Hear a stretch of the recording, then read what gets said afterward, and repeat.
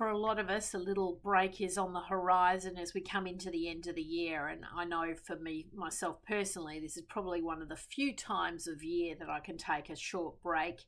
A lot of my clients go on holidays, so it's a perfect time to all sort of line up and take a break. But what I find is I like to have a few overarching personal plans during the break to make the absolute most of that break so that I do come back into my business totally recharged and refreshed and having completed some of my own personal goals. And so, I find a lot of people are on the treadmill of life and they get to the end of the year, and holidays can be very hectic with family and a lot of family pressure. And I think overall it's been quite a challenging year for a lot of people in business, as far as I can see, talking to candidates who've had a, pretty up and down kind of year.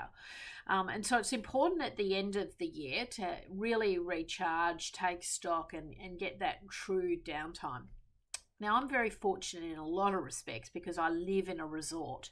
And so it automatically kind of creates a bit of an ecosystem where I can kind of really switch off and everyone's kind of on holidays even when they're working.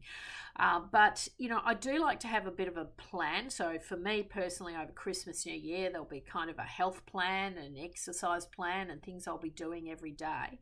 And I'll be pursuing some of my passion projects. And so throughout the year, I was trying to set up an art gallery, a virtual art gallery, and I literally just didn't get a single second to allocate my time to it. So I've got all these wonderful paintings in boxes and I haven't been able to even unpack things.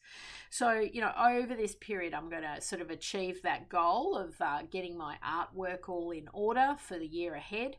And that's a passion project. So it's not going to feel like work, but it's something I wasn't able to do during the year. So, think about what is your passions, what's something you would love to do, what would be really meaningful things. So you might go off to a cooking class, you might go off to an arts and craft class, you might go do a painting course or a photography course.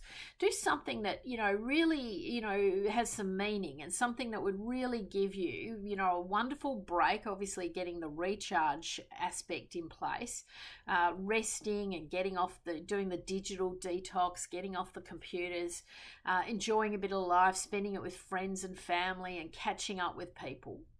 But have some sort of a theme for your break, particularly if you have a few weeks up your sleeve. There's definitely a way to get a sort of a week in where you're doing something of real personal interest.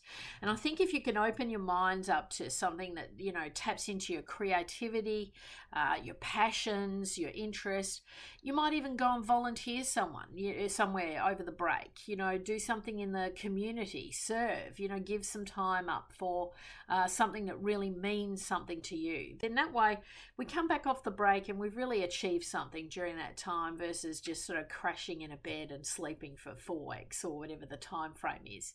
I know a lot of companies these days have an enforced lockdown, so it's a perfect time to switch off.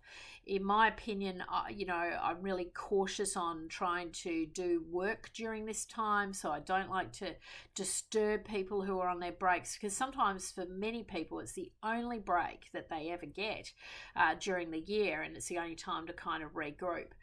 I'll never forget, it's kind of burnt in my mind, but years ago I was coaching and mentoring a partner in one of the big accounting firms. And year on year, he would spend his entire Christmas writing tenders. He was in a particular division of a business, and these tenders had to be written. And as a result, he was so distracted with work through the Christmas New Year break. And he confessed to me that he really hadn't spent any time with his kids. He didn't know his daughters. His daughters were having some problems later in life. And, he'd really missed out for several years. He was a partner for 10 years. So for 10 years, his Christmases were basically ruined by work. And I remember in my early days, our family had a car rental business. And of course, you could never take Christmas, New Year off because that was our peak season. And so very rarely would we actually have a Christmas. I was usually working at the Perth airport. My brother was detailing cars. And we might kind of get together in the evening, but it really didn't ever feel like Christmas. We kind of missed out on it. And I think back now, I don't have my dad, and, family very rarely gets together. And I think what a terrible missed opportunity that for so many years we never had a Christmas together as a family, because we were working in a business and that business is no longer here.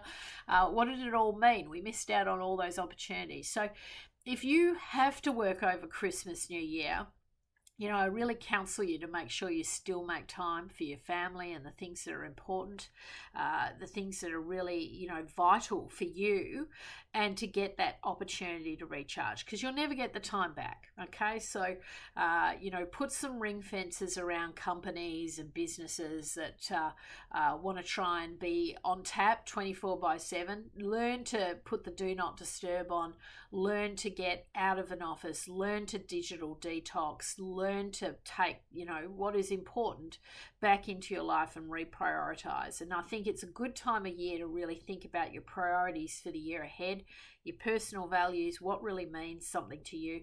But I really hope you have a fabulous break and you get that opportunity to really, have a wonderful time. And I'm going to be using my time very wisely to recharge, but also pursue some real passions of mine. And I think it'll be a fabulous break. I'm really, really looking forward to it. Hope you are too.